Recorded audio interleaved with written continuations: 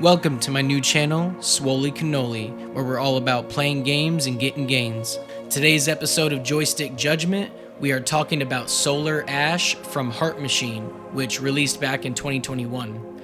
We're going to rate this game on a scale of 1 through 10 based on the music, story, visuals, gameplay, and length, where each area can score a maximum of 2 points. So let's jump right into it with the music first. Now, I want you to close your eyes, take a listen, and tell me what you see.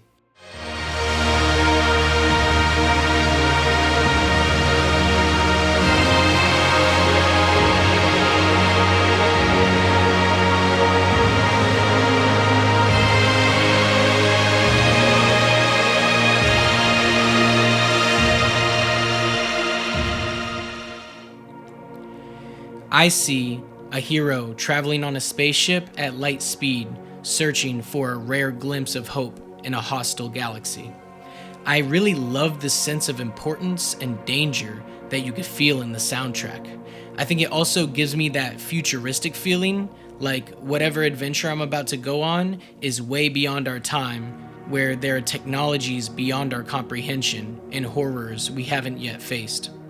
The music gets an easy 2 out of 2 from me, and the soundtrack definitely matches up with the story that this game tells. In Solar Ash, we follow the journey of Ray, a Void Runner whose task it is to activate an enormous device called the Starseed, which might be the only hope of saving her planet from being swallowed up by a black hole called the Ultra Void. On her adventure, she fights off monsters obstructing her path and has to slay behemoths called Remnants who stand in the way of her goal in these Shadow of the Colossus style boss battles. But before you can fight these Remnants, you'll be clearing out areas overtaken by darkness called anomalies. These anomalies block signals that are necessary for you to gain access to the Starseed with the help of your AI companion Sid. This game tackles themes like grief, loneliness, peer pressure from tradition, internal struggles, and accepting change. Very good story, but not anything mind-blowing for me. I give it a 1.5 out of 2. On to the visuals. Now, I'm not exaggerating when I say that out of the hundreds of games I've laid eyes on, this is one of the best looking ones I've ever played. The art direction here is on point. I'm talking there are so many areas where you could just stop, take a screenshot, and it looks like a painting. Even Ray is just so aesthetic with her hair made of smoke and her stylish new suits that you can collect. I really didn't want this experience to end.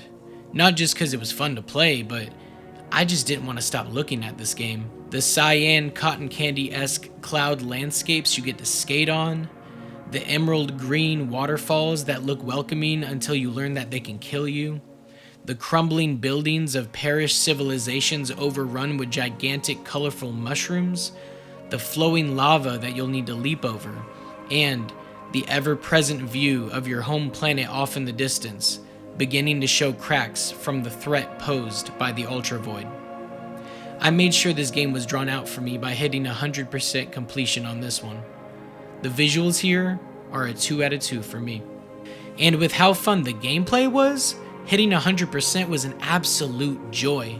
Ray is awesome to control as she elegantly skates across, sideways, and under a sea of clouds in a Super Mario Galaxy fashion.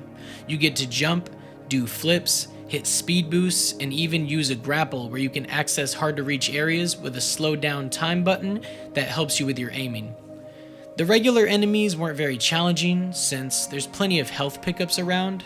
I never got a game over screen, but I did struggle more on the major boss fights, as sometimes these felt like they were testing my platforming skills and timing. Skating on the rails in this game felt pretty sick too, and it kind of reminds me of the old Tony Hawk games. The gameplay gets a 2 out of 2 from me as well. Solar Ash definitely ended a little earlier than I would have liked, but it was still a satisfying length that I could see myself replaying just based off the visuals alone. I reached 100% completion on this, which I almost never do for any game, at a little over 10 hours in. I just had such a blast that I made sure to explore every nook and cranny, even going as far as to read every bit of text that the game gave me, listen to all the audio logs, and looked for every hidden cache of crystals that I could find. So, since this title still left me wanting a little more out of it, for length, I'll give it a 1.5 out of 2. 3 games I would say are similar to Solar Ash would be Shadow of the Colossus, The Pathless, and Hyper Light Breaker, which is currently in early access and being worked on by the same studio, Heart Machine. So to wrap this up, Solar Ash is gorgeous to look at, fun to control, has a pretty solid story, and a grand soundtrack to match. If you love platforming and flashy combat, you're going to want to pick up this game. I'm giving this title a 9 out of 10. If you want to try Solar Ash for yourself, it's available on many different platforms, but it goes on sale on Steam for around $16. I want to thank you guys for tuning in today. Like the video and subscribe if you want to see more game reviews. And to those that have played this game, did you hate it? Did you love it? Comment below your fitness goals for this year and let me know which game I should review next. This is your host, Zach, signing off.